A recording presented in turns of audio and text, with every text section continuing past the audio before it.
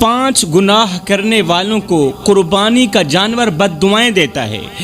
5 خطائیں کرنے والوں کو قربانی کا جانور بد دعائیں دیتا ہے، گالیاں دیتا ہے۔ خدا را میری قوم کے نوجوانوں، میرے بھائیوں، قربانی کا جانور خریدنے سے پہلے ان 5 گناہوں سے جلد از جلد توبہ کر لو، اور یہ بیان توجہ سے سنو، آپ کو پتہ چلے گا کہ آخر وہ 5 گناہ کرنے والے لوگ کون سے ہیں۔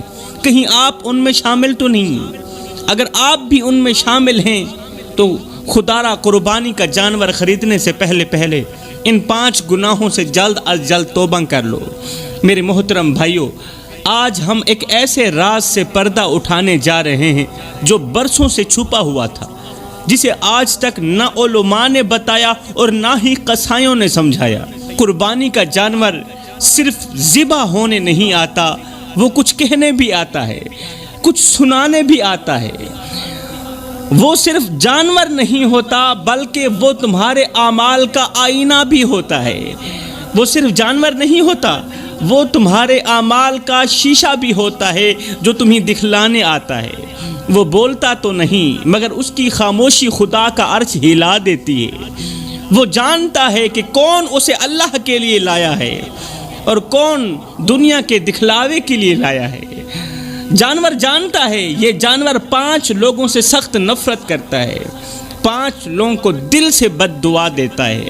جب ایک انسان جانور کی گردن پر چھری رکھتا ہے تو زمین پر خاموشی چھا جاتی ہے، زمین پر خاموشی ہوتی ہے مگر آسمان پر شور مچ جاتا ہے۔ جب ایک انسان جانور کی گردن پر چھری چلاتا ہے، زمین خاموش ہوتی ہے، آسمان پر شور مچ جاتا ہے۔ جانور کی گردن سے بہتا خون فرش پر گرتا ہے مگر اس کی روح عرش کی طرف اڑ جاتی ہے، اور جیسے ہی وہ روح اللہ کے سامنے پہنچتی ہے، ذبح ہونے والے جانور کی روح جیسے ہی اللہ کے سامنے پہنچتی ہے تو یہ روح عرض کرتی ہے، اے میرے اللہ۔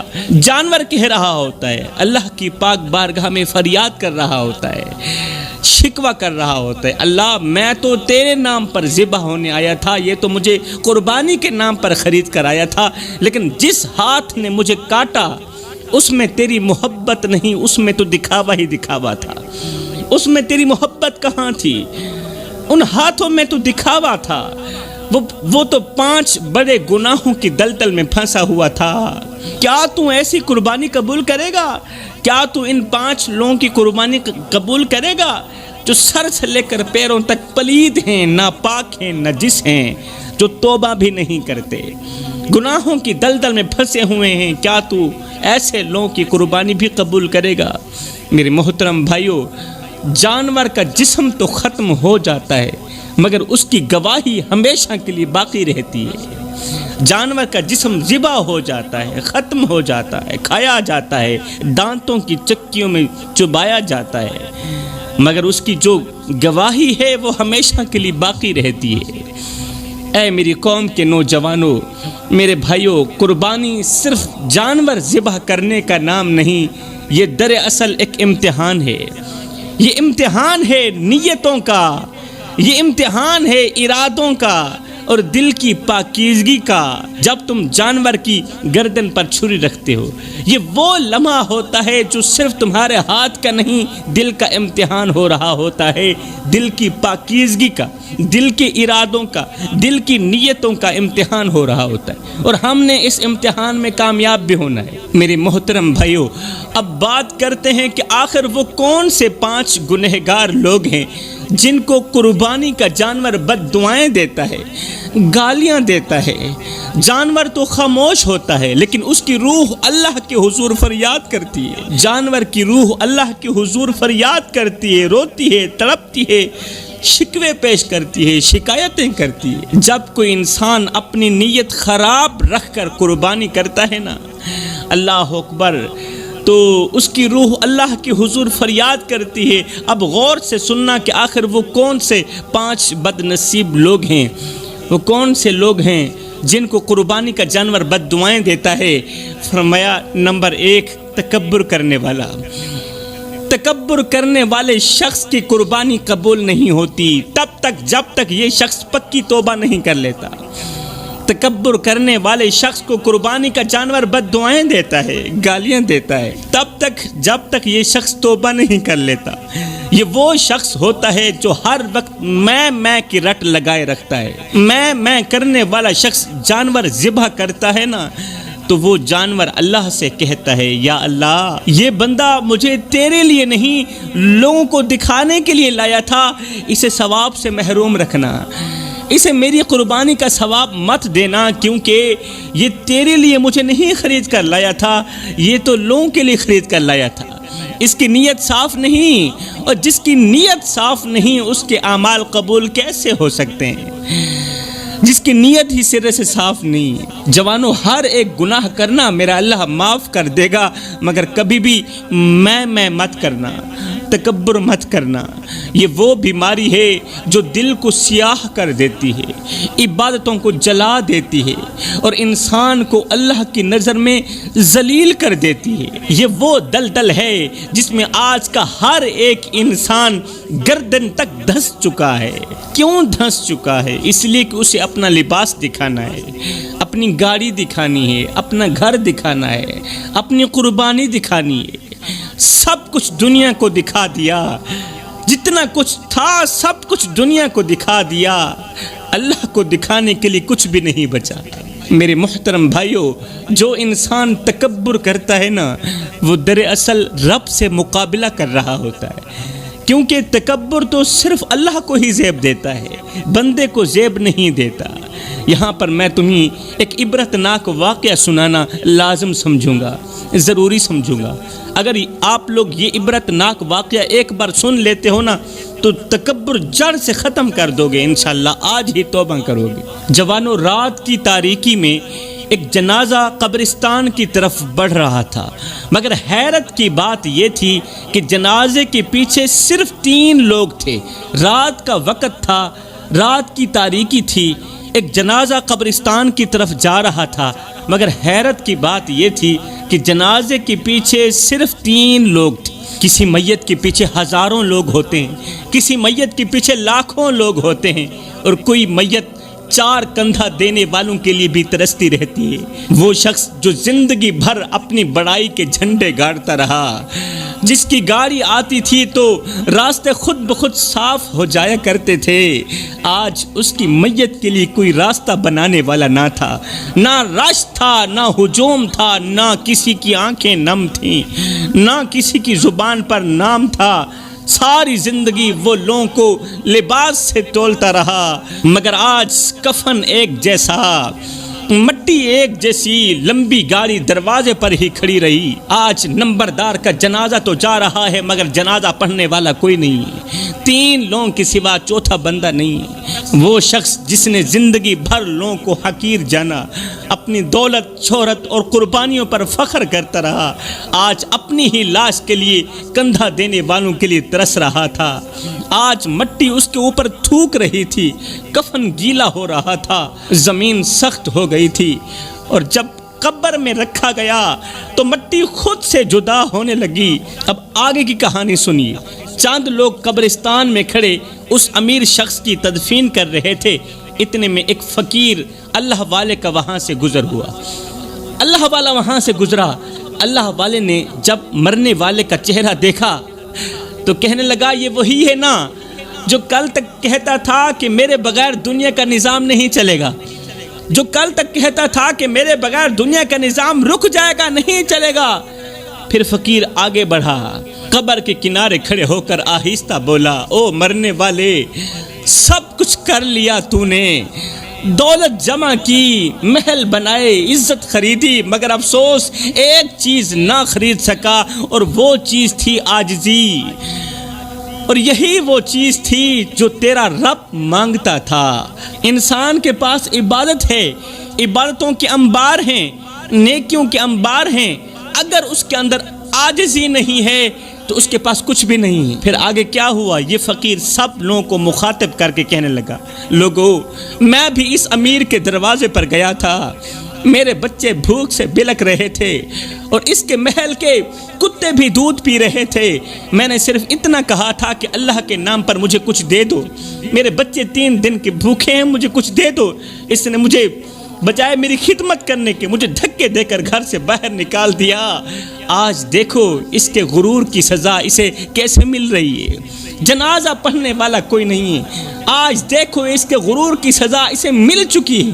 اس کے تکبر کی وجہ سے، اس کی میں کی وجہ سے لوگ اس سے اس قدر نفرت کر چکے ہیں کہ کوئی بھی اس کا جنازہ پڑھنا گوارا نہیں کرتا۔ نہ جسم تیرا نہ جان تیری، اے ترکا رب رحمان دے، ان حکم بغیر تو بے وس ہیں، اے فیصلہ پڑھ قرآن دے، او میرے جسم تے میری مرضی ہے، اے وہم گمان انسان دے، او تیری روح شاکر مالک دی، تیرا ڈھانچہ قبرستان دے۔ پھر فقیر نے کہا لوگو سب کچھ کرنا، محل بنانا، دولت کمانا، مگر تکبر مت کرنا، کیونکہ جس نے تکبر کیا وہ رب کی نظر سے گر گیا، اور جو رب کی نظر سے گرا پھر ساری دنیا مل کر بھی اسے اٹھانا چاہے تو نہیں اٹھا سکتی۔ جو شخص رب کی نظر سے گر گیا ہے پھر وہ کبھی اٹھ نہیں سکتا۔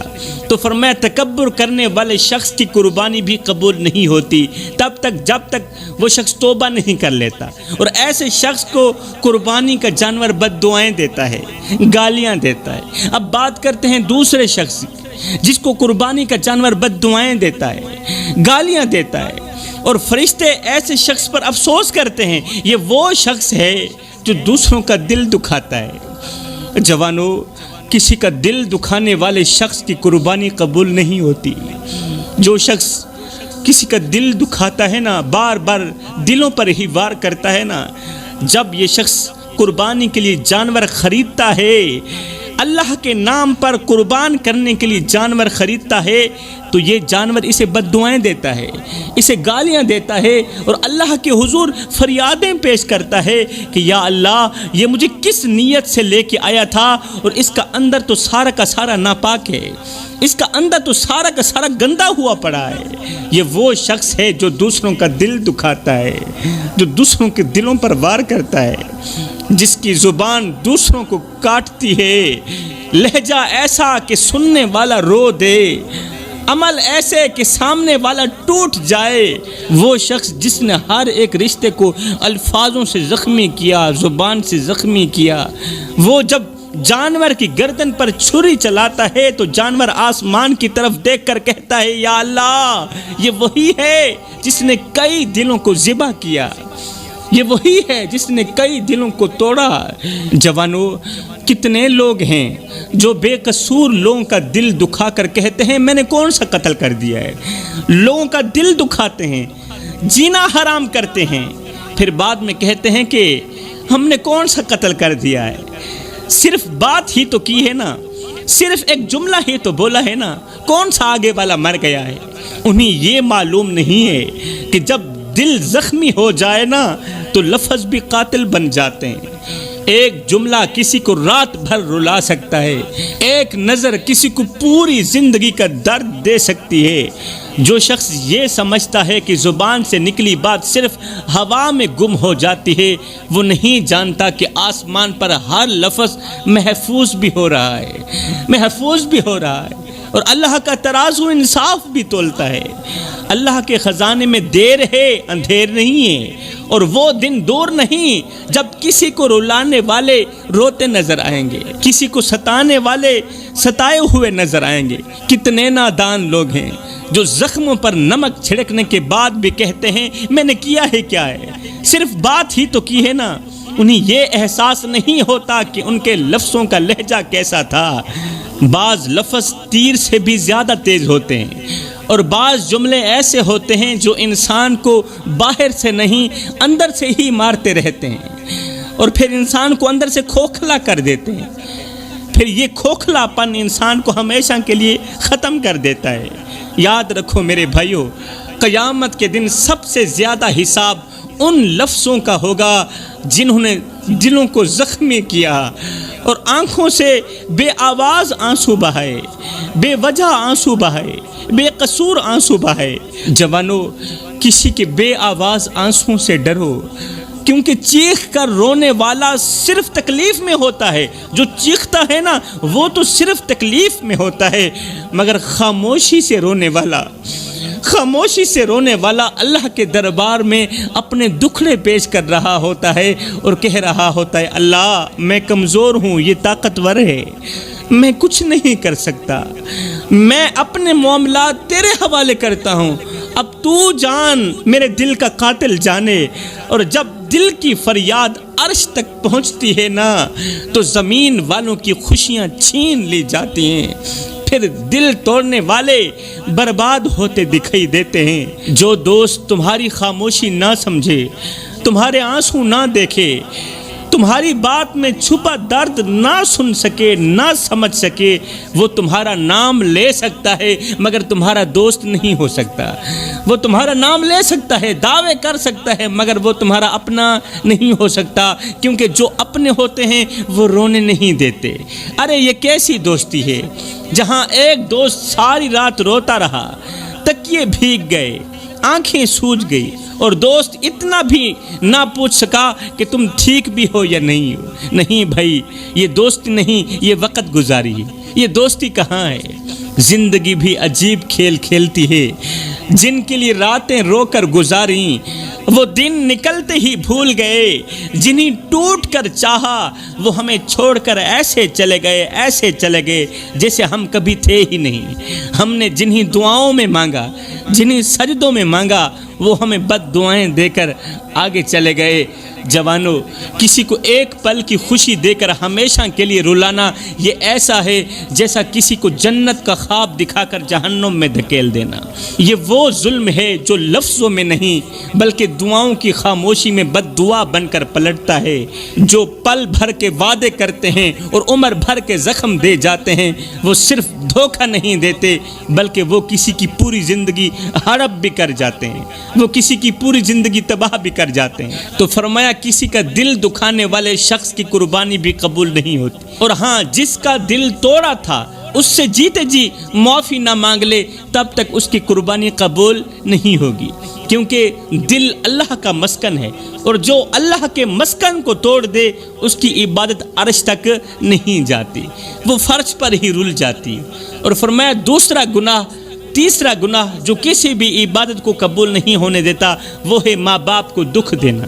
جو لوگ والدین کو رلاتے ہیں، والدین کا جینا حرام کر دیتے ہیں، افسوس ان لوگوں پر جو اپنی غیرت دشمنوں پر نہیں ماں باپ پر دکھاتے ہیں، جو غصہ باہر نہیں اپنے گھر کے در و دیوار پر اتارتے ہیں، جو دنیا کے سامنے جھک جاتے ہیں مگر ماں باپ کے سامنے اکڑ جاتے ہیں، اور پھر یہ سمجھتے ہیں کہ ان کی دعائیں بھی قبول ہوں گی، ہماری عبادتیں بھی قبول ہو جائیں گی، ہماری قربانیاں بھی قبول ہو جائیں گی۔ نہیں بھائی، جس گھر میں ماں کی آہ ہو، ماں کے آنسو ہوں، باپ کی آنکھوں میں نمی ہو، اس گھر میں سکون نہیں اترتا، رزق رک جاتا ہے اور دعاؤں کے دروازے تو ویسے ہی بند ہو جاتے ہیں، اس گھر کی قربانی قبول نہیں ہوتی۔ حضرت سیدنا علی المرتضیٰ شیر خدا سے پوچھا گیا، یا علی ہمیں کیسے پتہ چلے گا کہ ہم اللہ کے غضب کے بالکل قریب ہیں اور ہمیں جلد از جلد توبہ کر لینی چاہیے؟ فرمایا جب باپ تم سے ڈرنے لگے، بوڑھی ماں تمہارے دبدبے اور خوف کی وجہ سے تم سے بات نہ کر پائے، جب ایسا موڑ آئے تو جان لینا تم دنیا کے سب سے بڑے بدقسمت ہو اور اللہ کے عذاب کے بالکل قریب ہو۔ جلد از جلد توبہ کر لینا اور ماں باپ کو راضی کر لینا۔ قیامت کے دن اللہ تعالیٰ سب کو معاف کر دے گا مگر دو لوگوں کو کبھی معاف نہیں کرے گا۔ قیامت کے دن اللہ تعالیٰ ہر ایک گنہگار کو معاف کر دے گا مگر دو لوگوں کو کبھی بھی معاف نہیں کرے گا۔ نمبر ایک، وہ شخص جس نے والدین کا دل دکھایا ہوگا، ماں کی دعاؤں کو ٹھکرا دیا ہوگا، باپ کے صبر کو آزمائش بنا دیا ہوگا، جس نے ماں باپ کا جینا حرام کر دیا ہوگا، ایسے شخص کو اللہ تعالیٰ کبھی معاف نہیں کرے گا۔ نمبر دو، وہ شخص جس نے شرک کیا ہوگا، جس نے یہ 3 انچ کی پیشانی اللہ کے بجائے کسی غیر کے آگے جھکائی ہوگی، ایسے لوگ قیامت کے دن روئیں گے، فریادیں کریں گے، سجدے کریں گے، مگر ان کی عبادت، ان کا سجدہ، ان کی دعا کچھ بھی قبول نہیں ہوگی۔ کیوں؟ اس وقت اللہ کا ترازو انصاف تول رہا ہوگا، کیونکہ والدین کا دل توڑنا اور رب کو چھوڑ کر کسی غیر کے آگے جھکنا یہ وہ 2 گناہ ہیں جو کبھی بھی معاف نہیں کیے جائیں گے۔ اور آخر میں قربانی کی فضیلت کے بارے میں چند اہم باتیں عرض کر کے اجازت چاہوں گا۔ صحابہ کرام نے عرض کی، یا رسول اللہ یہ قربانی کیا ہے؟ میرے رسول کریم صلی اللہ علیہ وسلم نے فرمایا یہ تمہارے دادا حضرت ابراہیم علیہ السلام کی سنت ہے۔